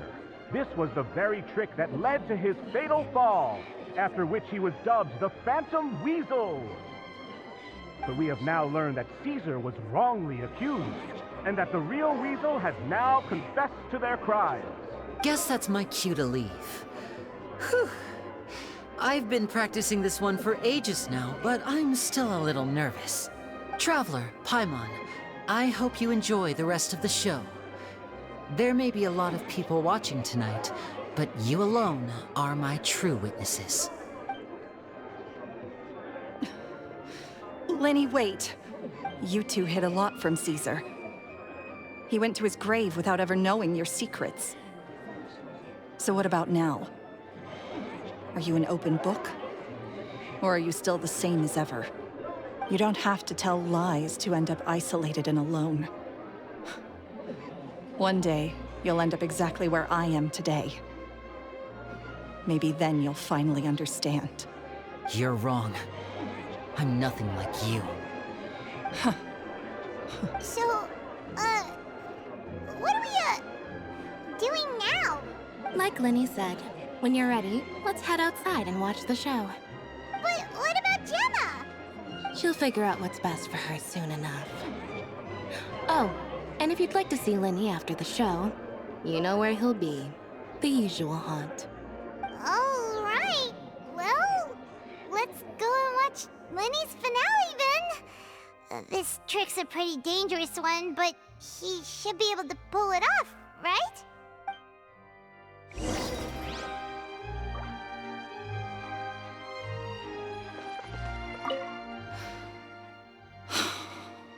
What is my truth? Sometimes I think I'm like a gambling addict. All I care about is winning, and it doesn't matter what's at stake. By the time I come to my senses, I'm left with nothing. Oh, if I had my time again.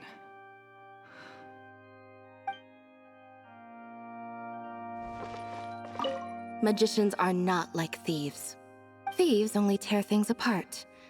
But good-hearted magicians, they put things back together.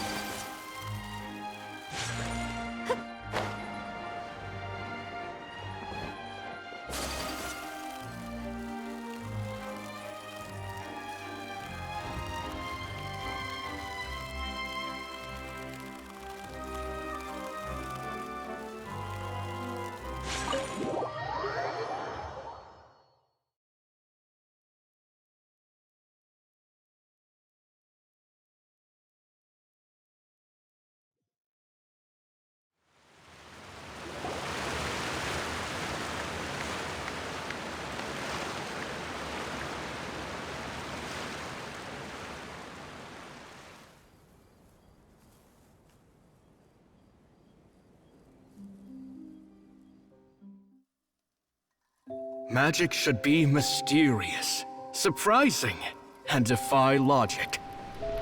Magic is hard work. Every single movement has to be practiced thousands of times. It's alright. We're used to that.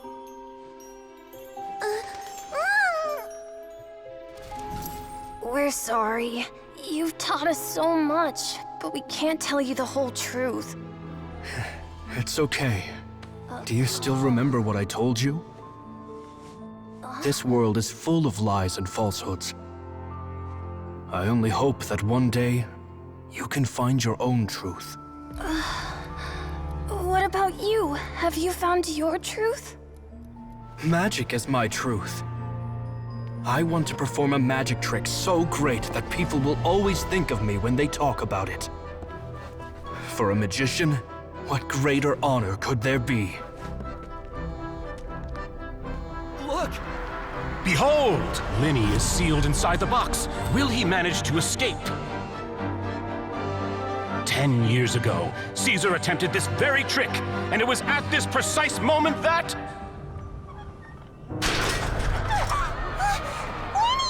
Watch out!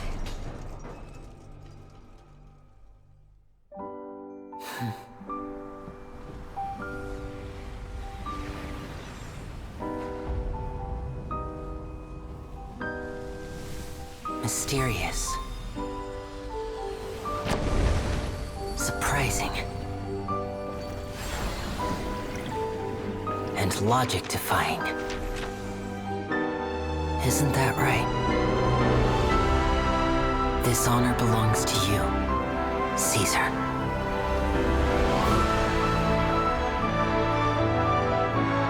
I'm just sorry it's a little late.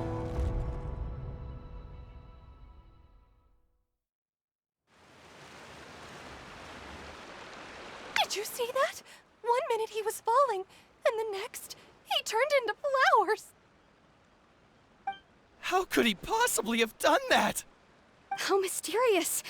I didn't blink once. He just vanished, right in front of my eyes. What a heart-stopping magic show! This was really worth the trip.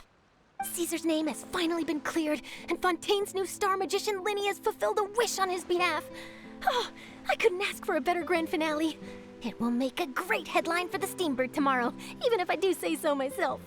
Looks like everyone really loved Linny's grand finale. Paimon doesn't see Linny anywhere. Where'd he go? Oh, Lynette said he'd be waiting for us at the usual hunt. But, where is that? Oh, you mean the one where Caesar's buried? Yeah, that's probably it. This whole magic show kinda seemed like Linny's way of saying goodbye to Caesar. So it makes sense that that's where he'd be afterward. All right, let's go look for him there.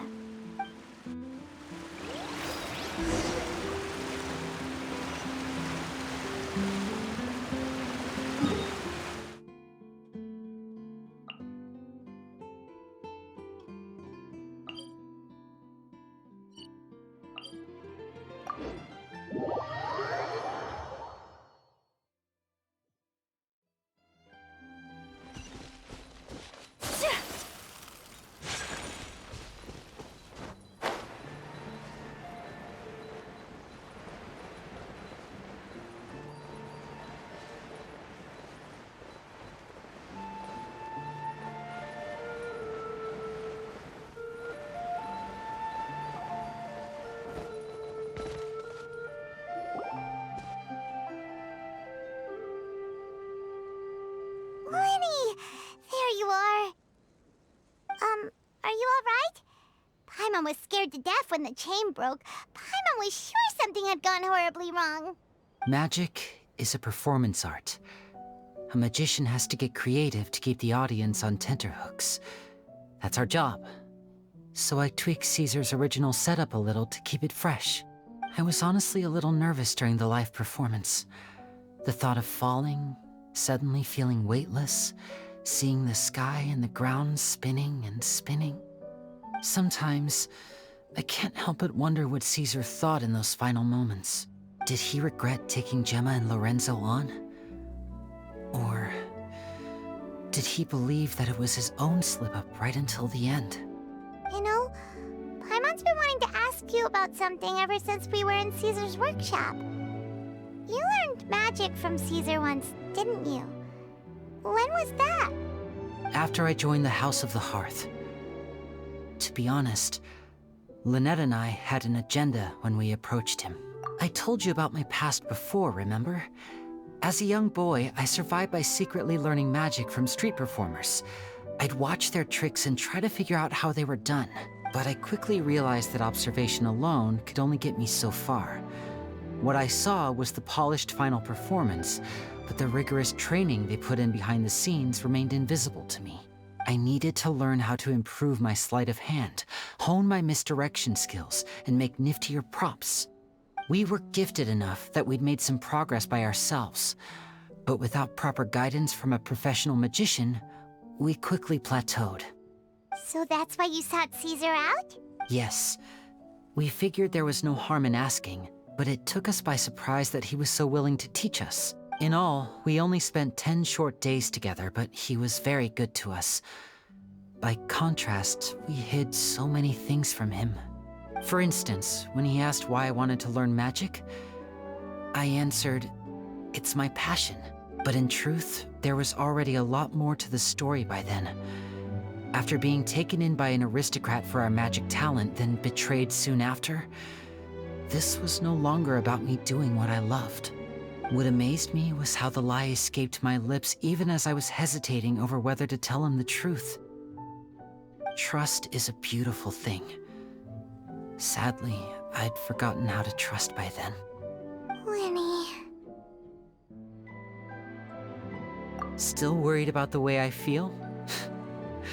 You really are a gentle soul, aren't you? But don't worry, I'm used to it now. From the mansions of the elite to the House of the Hearth, lies and selfishness have followed me and Lynette everywhere we go. After Caesar went on tour, we became busy with our missions. The next we heard of him was that he'd fallen to his death, and was now declared to be the Phantom Weasel. That night, I remembered his smile. But as I lay there, I didn't know what to say to him. To keep secrets is to put up walls. The longer you keep them up, the less you let people in. Then, one day, you look around and realize your life is like an empty auditorium after a show, full of seats once occupied by all the people who left. But I guess that's the price we have to pay. You only realize how much someone really meant to you when you lose them completely. That's why I was so confident this would hurt Gemma. Because I felt it for myself.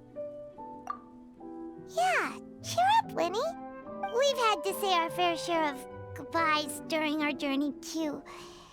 But whatever happens, Paimon always believes in what tomorrow brings. Delicious food, fun toys, and the Traveler by my side. Paimon just needs to focus on things like this, and all the unhappy stuff goes right out the window. You know, Traveler, doesn't that kinda make you Paimon's truth? Exactly. It's the same for me and Lynette. We are the truest thing each other has in the world, and nothing can replace that. Life has taken plenty from us, like it did from Gemma. But at least it left us with each other. That's what gave us the strength to get through the darkest days. That's why the darkness never consumed me, and why it never will. Maybe we live in the shadows too, but we remember every precious ray of light that shines through. All right, time to lighten this conversation up a little. What did you think of the show tonight? Were you happy with it? It was amazing! Paimon just wishes we hadn't been so distracted with the Gemma situation. We spent most of our time in the Opera House just talking and pretty much missed the entire first half of the show. Winnie, could you do just one more trick for us? Whoa, that's a bit of a tall order, I'm afraid. The show's just finished, so my sleeves are decidedly card-free right now. Aw, come on! Surely you can think of something. The Lenny Paimon knows can do anything if he puts his mind to it. Oh, all right then. I'll give it a go, but only because it's you. Watch closely. I have a flower in my hand. You liar! There's nothing in your hand! We ain't going along with this! Huh? My goodness, you're right. but I could have sworn I brought one here with me. Okay, try this. Count down with me. 3, 2, 1. 3, 2, 1. Now, have another look around. Maybe the flowers appeared somewhere else. Really? Let's see.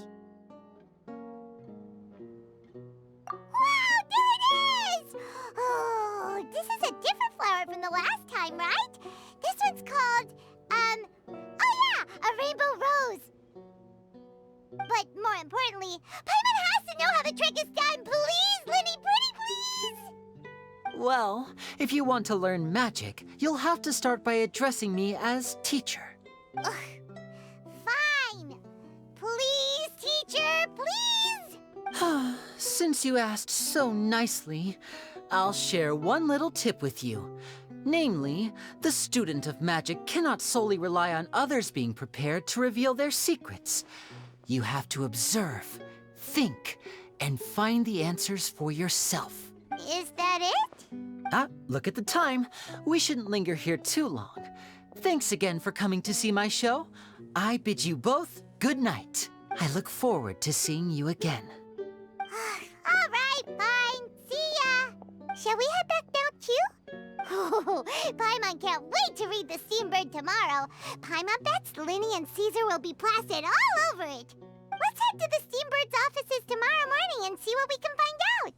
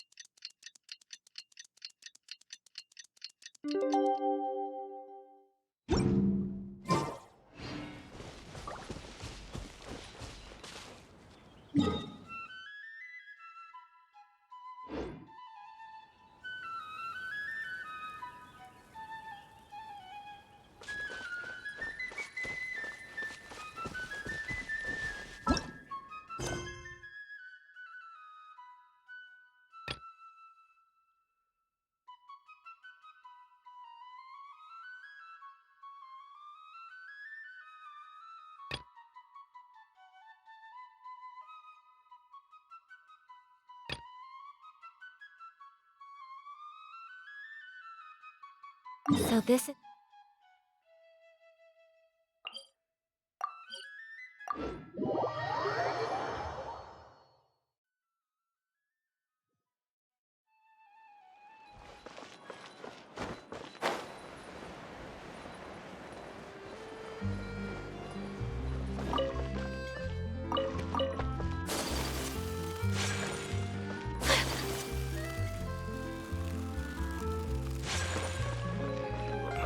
Ammonia's idea of crisis awareness device.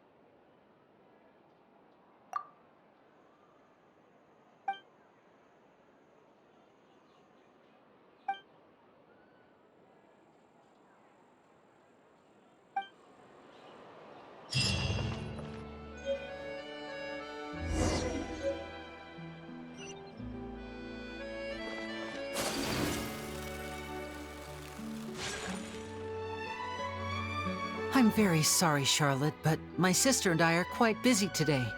I'm afraid we'll have to decline this interview. Oh, please, Linny, I'll only take a moment of your time, if you would be so kind. Huh? What's happening here? I spent all night writing my piece about the Phantom Weasel, and it was going to go to print this morning. But just as dawn broke, I suddenly received news that Caesar's fiancée, Gemma, had contacted the guards and confessed to having been the real Phantom Weasel all along. That was quick. Hmm? Too late, bro. That was quick, you say? It sounds like I've got some catching up to do. Please, fill me in. Whoops. Aha! My instincts did not lead me astray. You do have something to hide. Gemma turning herself in must have something to do with Linny's performance last night. Maybe watching my high-altitude escape trick reminded her of a better time with Caesar, and she could no longer ignore the voice of her conscience. Huh. Okay, then. Wait, no, there must be more to it. If that's all it took for her to have a change of heart, how did it take her 10 whole years? Well... Oh, I remember now! You and Gemma were nowhere to be found after the show. What happened between you? Quickfire question, where did you all go after the show? Oh, we went to the cemetery and Linny did a private magic trick just for us. Actually, glad you mentioned it, because that reminds Paimon, guess what? Linny started using rainbow roses in his tricks. What? I don't recall ever having received a rainbow rose from you myself. Is this supposed to mean that they're more important to you than your own sister? No, I just, What the... What now? Oh, did Paimon say something wrong again? This is getting pretty awkward. What do we do, Traveler? Seems like this interview wasn't meant to be. Well, never mind. There's always next time. Forgive my persistence, but when there's explosive news waiting to be found, I can't turn away. The news about Gemma has already made waves, and I'll stop at nothing to get to the bottom of it all. Apparently, one of the things she said to the guards was that her final wish is to see Lorenzo one last time. There's clearly a web of complicated relationships there. Can't blame me for being curious. All right, I guess I'll leave you to continue the rest of your conversation in peace. Bye for now.